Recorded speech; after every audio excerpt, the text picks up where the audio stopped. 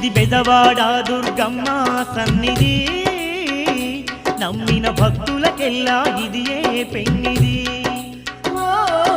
బెజవాడ దుర్గమ్మ సన్నిధి, నమ్మిన భక్తులకెల్లా ఇది ఏ పెన్నిది. అందమైనది క్షేత్రం అమ్మ భవానీ నిలయం, అందమైనది క్షేత్రం అమ్మ భవానీ నిలయం.